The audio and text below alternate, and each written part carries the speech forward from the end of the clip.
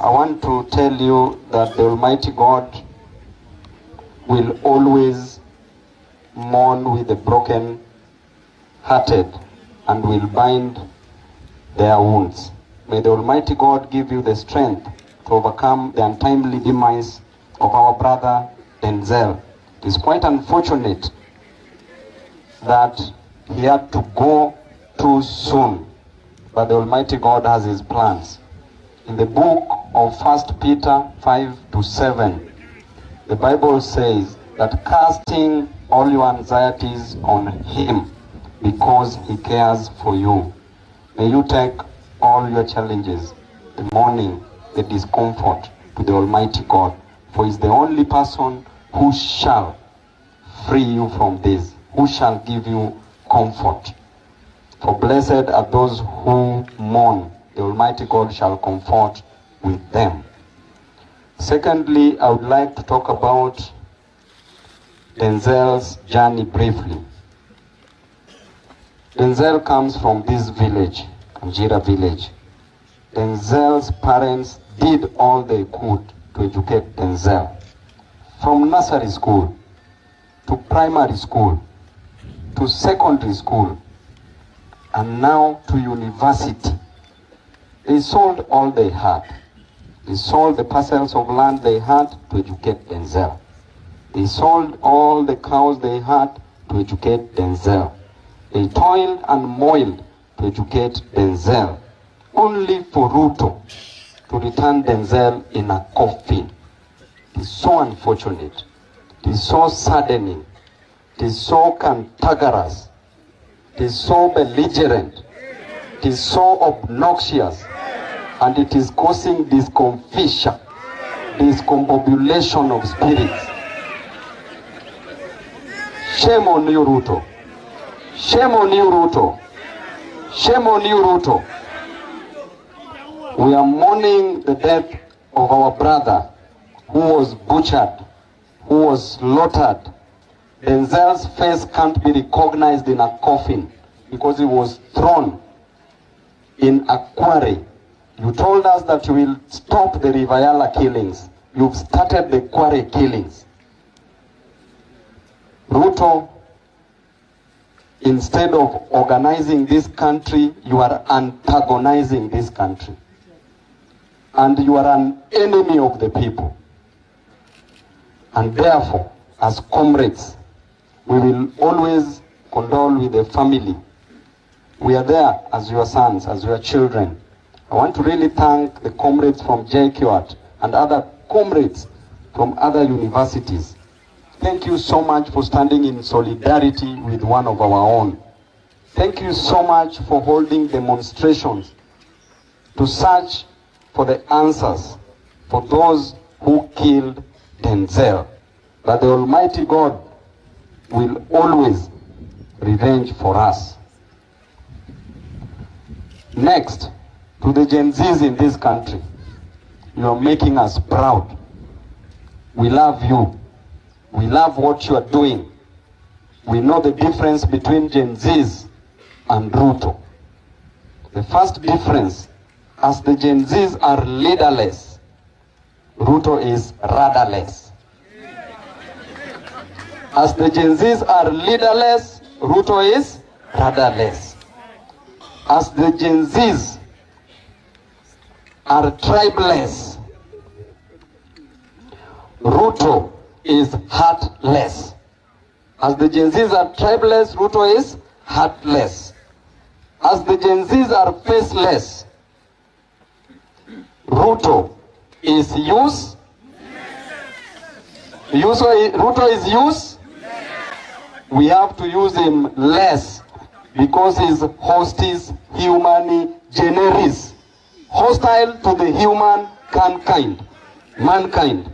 He is the enemy of the people, and he will forever remain the enemy of the people. As Ruto, as the Gen Zs are fearless, Ruto is care. As the Gen Zs are formless, Ruto is mannerless. And therefore, all the negative less belongs to Ruto. We cannot come here today to bury a young man like Denzel. It is Denzel who should be burying the parents, not the parents burying Denzel. And therefore, as comrades, we know that tomorrow we have a date with destiny. And for something good to happen, something must break. For something good to happen, something must break. For a seed to germinate, the ground must. For it to rain, the sky must. For a child to be born, water must. Ano kanyo? For a child to be born, water must. For Kenyans to get development, Ruto must. Ruto must. For Kenyans to get justice for all those who have been killed, Ruto must. Koome watu wanaweza msalamia popote penye yupo, so that tuna ensure asitembee popote. Because we will not allow the deaths of our young men and women, the death of Denzel, to go without justice. We must stand for our comrades. We must fight for our comrades. And you cannot intimidate us day and night. I didn't expect this from Ruto, a person who said that he sold eggs and sold chicken for him to get school fees. A person who promised hustlers that he will get them from bottom to up. He said that a mama mboga will graduate from selling mboga in a kiosk to owning a supermarket. Is there any person here who has a supermarket? He told us that a boda boda rider will graduate from riding a boda boda to buying a matatu. Is there anybody with a matatu here? Therefore, Ruto must. For Ruto to dialogue with the Gen Zs, number one, he must resurrect all those that he have killed.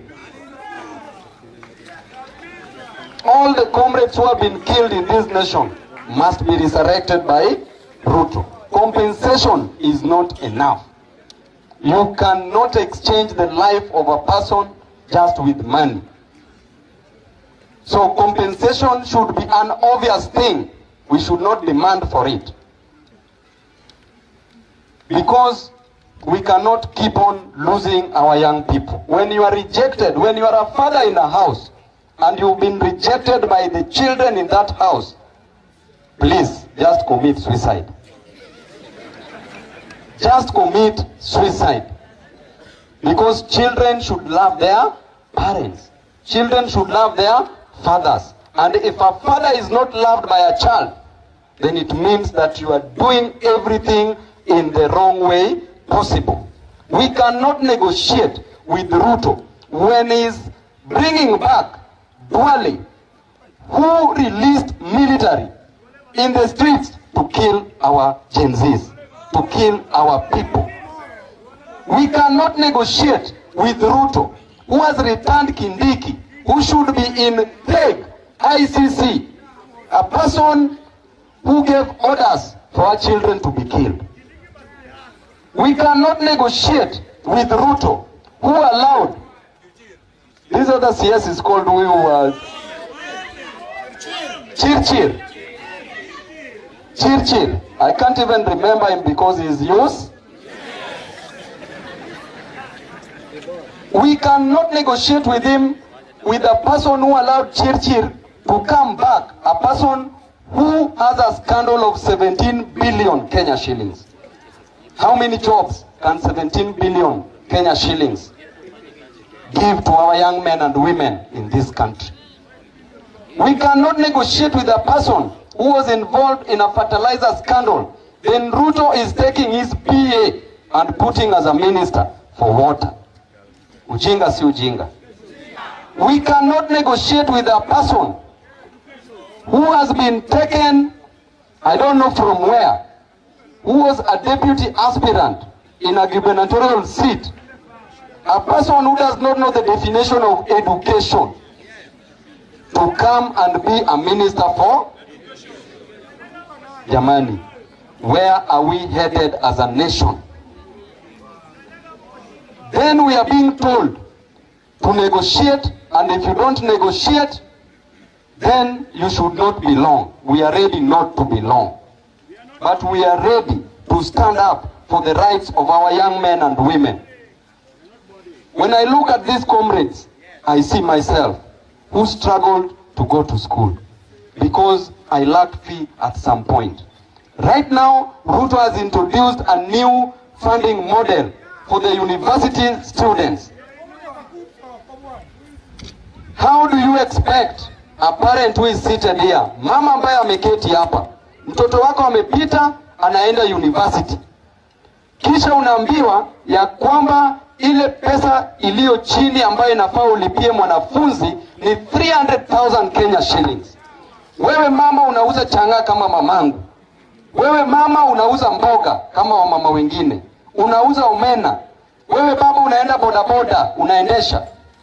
Baba anaenda mchengo, unalimia watu. Hujawahi shika shilingi 5,000 ama 10,000 kwa mkono hivi.